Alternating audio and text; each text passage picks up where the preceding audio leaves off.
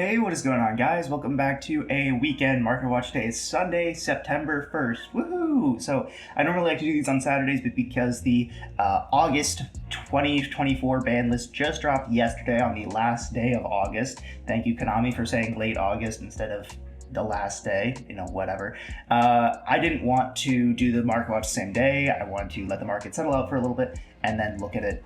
So if you guys enjoy this, make sure to leave a like. If we hit 10 likes, I'm going to do a little like streak goal. If we hit 10 likes, I'm going to do a budget deck market watch. So some decks that you should be able to pick up on a budget that if you are not happy with this format, it'll give you something new and refreshing to play. But as always, starting off with the best selling cards. There's not a lot that I want to cover on this page because we are going to cover a lot in the individuals, but SP is up to $65 from, I think it was $60 last time we looked at it. If you don't have your copies, go ahead and wait. I mean, the tins come out, so this is going to be my answer to a lot of stuff. The tins come out in 2 weeks. A lot of stuff that's high value right now is going to be reprinted. Just wait. There's not any super huge, unless there's a really big tournament that you're like dead set on going to, and you're like, oh yeah, I'm going to be able to get my SP Little Knights in the mail before then, like I guess, but just wait. Like $65, this will be $20 when the tins drop. Wanted to look at Dominus Purge is up to 14. I think it was 12 or 13 last time we looked at it. So this card is fluctuating by $1 just because people are like, oh, it's playable, oh, it's not, oh, it's playable, oh, it's not. Silhouette's about 12. I think this was 10 before. It's a fine card. I don't like it personally, but having played against it a little bit more now, I can see where the value is, especially if you remember to play the target for it. Thrust is $30 from Photon Hypernova. Please just don't pick these up. They're going to be in the tins. I'm pretty sure if SP isn't confirmed, then I'm certain that Thrust is confirmed, and you do not need to pick these up. Like you just don't. You don't need to spend money on them. These will be $8-10 when the tins drop. Same thing with the Nassettis and Lows. These should be in the tins, and they are not going to be nearly as expensive as they are now. They're both around $25-30. They're going to be maybe $5 when the tins drop. Bone Party, however, is a $30 card. I don't think that Memento fills the gap between the top meta decks like we thought it was going to, because we thought the list was going to be a Snake Eye Slaughter list. It wasn't. But that being said, Memento is still probably a good enough deck to warrant playing. If you have these and you have no intention of playing Memento, I would consider moving them. If you don't have them, maybe wait a little bit. They might go down as people realize Memento isn't as strong, or the meta isn't as weakened, or just something like that. Chaos Angel and Typhon, same thing as all these other cards. Then the tins, just wait. Please wait. Millennium Ankh is up to 7. This seems a little cope. I get people are playing the Millennium Engine, but I don't know. I don't like it. Mimigul Dungeon's up to 8. It's whatever. People are coping hard on Mimiguls, just like we cope hard on every TCG exclusive deck. Tenpai Dragon Pydra is 11. This deck is still fairly playable, all things considered. There's not really like a big hit to it. I mean, I know losing Prosperity sucked for some people who are playing Prosperity. Losing the field spell does kind of suck. It means that we can never really use the field spell because we're afraid of getting it Ghost Ogred. And even if we do have to use it, we're only using it when we're down bad. Point is, Tenpai has kind of fallen off in favor of other decks that are just more interesting, and I think it's going to stay that way. So if you really want to play Tenpai, I guess you can pick it up now, but otherwise, I wouldn't worry. And Unstoppable Exodia Incarnate is whatever. I'm not even going to talk about that. So Fiendsmith the Engraver is down to $90. The Lacrima hit really hurt the bottom line. I know going from 100 to 95 to 90 is not that big of a deal, but for some people it is. If you have Engravers, I would consider holding them. I think with the new Azamina cards and the new Fiendsmith cards we are getting, I think that these have the potential to bump back up, and if you are going to be picking them up, I think now's a good time. This is not financial advice, by the way. This is entertainment purposes only, but I do think I have a pretty good grasp on the market. Moltrummy Parolia, this card is sitting at $55 to $60 right now. I would say, as I've always been saying, if you have copies, consider moving them now, because when Furos drops in Rage of the Abyss come October, this card is going to be a lot less valuable. It'll still be valuable. It'll still probably be a $30 secret rare, but I would not consider purchasing these right now unless you desperately need them for a tier 2 or higher event. That being said, with Fuhr Ross, I am going to encourage everyone to consider the idea of actually pre-ordering them. I am probably going to be doing that if I can, regardless of the price, because Fuhr Ross is just such a powerful card. I think it is worth the investment if you want to play Yu-Gi-Oh! At a competitive level. I want to look at Droll and Lockbird. So with these Snake Eye hits, the deck seems a lot more vulnerable to Droll. You know, you really need to be searching your extenders, your extra pieces, because you're not able to play through as much interaction. So I would consider offloading your higher rarity copies in a little bit. I think especially the Ultimates and the CRs and the Quarter Centuries, these are going to go up in value as people realize Droll gets better and better. And if you don't have them, luckily there is some pretty cheap copies that are actually pretty nice. The Rarity 2 Secret Rares are pretty nice. They're only about $2 each. Or if you really just need something, you can pick up an Ultra or Super Rare for only about 50 cents a copy. LZ of the White Forest. I have my playset including a QCR, and this thing has bumped up to $40 per copy. This just keeps going up and up, and I think I kind of predicted this. This was going to go up because of the ban list. People think that this deck will be a great include in terms of, you know, how the meta shapes up. There's really no reason to not play this deck because it didn't lose anything. It kind of gained stuff by Snake Eyes and Yubel and Tenpai losing stuff. That being said, it is actually a decently difficult deck to manage, and this is used in the Runic build. Astellar here is only about $20. This is used in the pure build as like your normal summon, I believe. So if you have Astellars, I mean, if you don't have them, I guess you can pick them up. They're $20. It's probably about as cheap as they're going to get for a while because this is going to be a meta-relevant deck. But if you have LZs and you're not planning on playing them, maybe consider moving them. I wanted to look at Ritual Beasts. They lost nothing, especially considering they didn't lose Shifter. So this deck is poised to kind of like break in and be one of the top meta decks, maybe the top 3 behind Yubel and Snake Eyes. Tamara Lara is only about $15 right now, so it's not too expensive. Everything else in the Spiritual Beast section isn't very expensive. As far as the Ritual Beast section is concerned, let's actually switch it to high to low.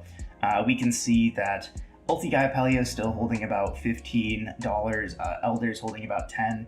This deck has climbed down a good bit from when it first released, and that's half because the people who had Ritual Beasts the people who wanted to play Ritual Beasts already had it. The people who wanted to pick it up after it dropped, they just flocked to it and picked it up, and now the prices have calmed down. So if you're interested in playing Ritual Beasts, I'd say now's a good time to pick up the cards. There's really not anything that you're struggling to get, and the fact that it didn't lose Shifter means the deck is just pretty much at full power.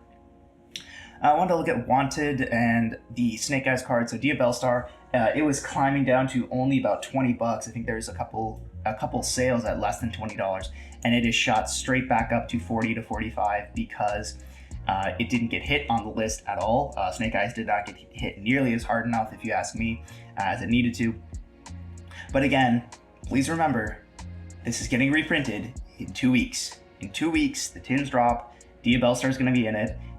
I have absolutely no idea why people are spending $45 on Dia Bellstar. Please do not make the mistake. Please do not be one of them. Please do not buy into the trends. Same thing with Bonfire. It was confirmed on the same day as the ban list, I think, or maybe the day before.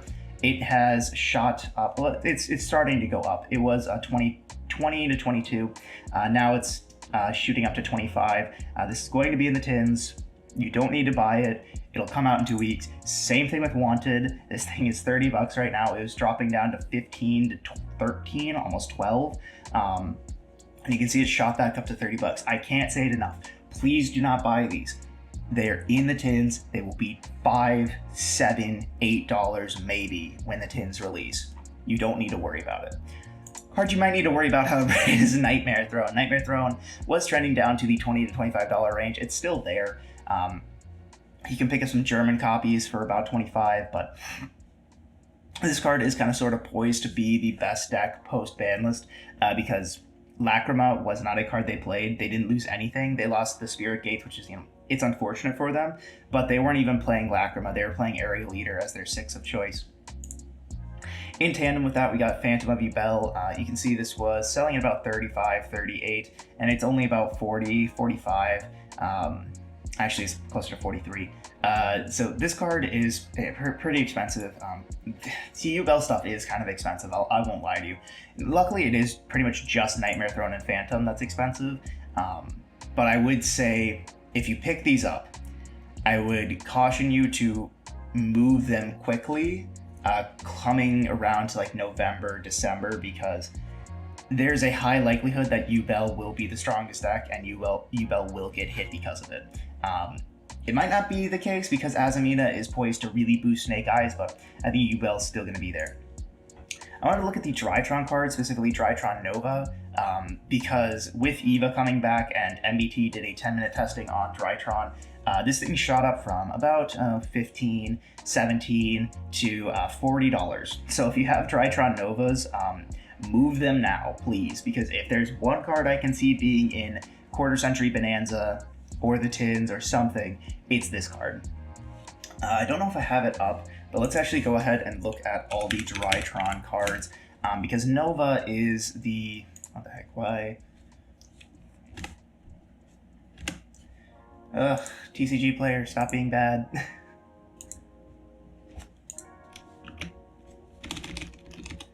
Drytron.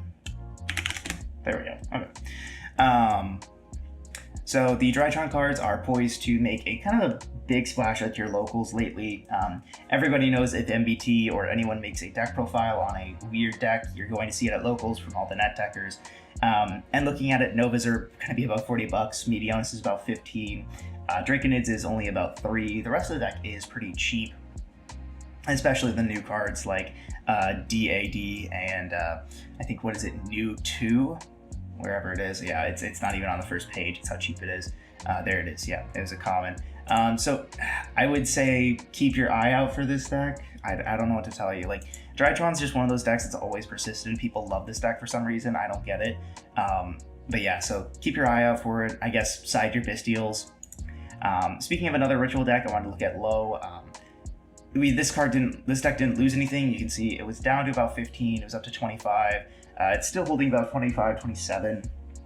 Again, this card is getting a reprint as an ultimate rare, and it might also be in the Tins because it was in Phantom Nightmare.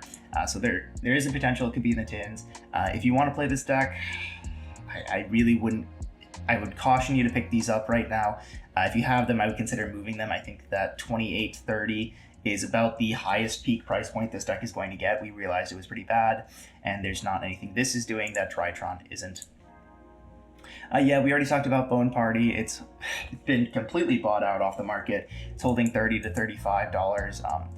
If you want to play Mementos, I mean, I guess you kind of need this. If you have them and you don't want to play them, get rid of them. I wanted to look at Lancia, the Ice Dragon card. The reason is because with the new ban list, I think a lot of people are going to go back to Rogue, and a deck that didn't lose anything and was kind of an interesting deck that was really like considered until we just realized it was like just not that great, into the repeatability that was Snake Eyes and full power Yubel was Ice Barriers. And this deck was really interesting. I really liked it. It coming to Master Duel means that there is a chance people are going to be picking this deck up in paper. You can see it was about $9 and it shot up to about 12. So if you don't have your copies, go ahead and pick one up. You only need one for the Runic build, and you need maybe two for the pure Ice Barrier build, but it's a pretty good card. There's the Drytron cards. We already went over those. I want to look at the Dragon Rulers. They all came to 2. They're probably all going to come to 3 on the next list. Please do not worry about picking these up. Like, irrespective of them being bad, right? They're going to be in Quarter Century Bonanza. I cannot think of a better card to be in Quarter Century Bonanza other than the Rulers. That their highest printing is Secret Rare. I know some people would definitely love some QCRs or some Prismatic Ultimate Rares or Platinum Secret Rares or anything like that for 2014 format Yu-Gi-Oh! But yeah, so please don't worry about picking these up. I wanted to look at Magic Specters. The Kirin came back to 3, but looking at the prices, it's still not a difficult deck to pick up. You can pick up QCR News for $8 to $10, but other than that, the full deck is super cheap, and I know Magic Specters historically were not that great pure. They're normally splashed with other things like Metal Foes, Yang Zings, just in like a pendulum soup, so I don't think that pure Magic Specters is going to be very good, but it is a deck you could pick up for pretty cheap. I wanted to look at EVA. Luckily, there's an Eldorado printing, so you don't have to worry about picking this up if you're combing through your bulk bins looking for Evas. I guess the Ultras from the structure deck are worth about $3, so you can see about moving that, but the rares from El Dorado are worthless, so don't even worry about it. Big standout card as terms of a stocks card was that Grasslook Screener. I knew somebody in a college Yu-Gi-Oh club that actually had, if not a full binder, like pages of that Grasslook Screener. And as you can see, it shot up to $25. I think it was actually worth more last night. Here, let's take a look. That was close to the night. I think it was up to like 40 at one point because people were just panic buying. You can see it's getting higher and higher, 40, 35, 45, or 36, 40, up to their sales at 40. So this is climbing back down because people realize that one grass, even with thrust and left arm offerings and everything like that, is not that valuable. So I would caution against panic picking these up. Again, I guarantee this is going to be in Quarter Century Bonanza, and I guarantee this is not going to come back to 3. I just don't see that happening. So, yeah. Lastly, some cards to look at for future formats, especially with crossover breakers coming out. Sterling Photon Blast Dragon is a card that is played in Raziel. It is a really powerful rank 4. I think it just, let's pull it up for the effect. Yeah. Your opponent cannot target cards you control with 2,000 or more attack, or with, sorry. While this XYZ some cards on the field, your opponent cannot target monsters you control with 2,000 or more attack. With card effects, they cannot be destroyed by your opponent's card effects once returned detached material. Targeted Galaxy Eyes Photon Dragon is your graveyard's banished special. Okay. I think the first effect where it can't target, can't be destroyed, is really where the value is. But you can see it's only about $2 for the ultra rares, and there are the gold letter rares from LDS2. Honestly, if you think you want to play Raziel, like, you could see about picking up a letter color rare, but otherwise the ultras aren't very expensive. Another card that is played in Raziel is 104 Masquerade. The rare was a solo print. I do think this will be in a tournament pack, but as you can see, it's been bought out actually. It's only printing is $10 up to 15, so if you don't have one, I think I actually do have one here that I pulled out. Yep, there it is.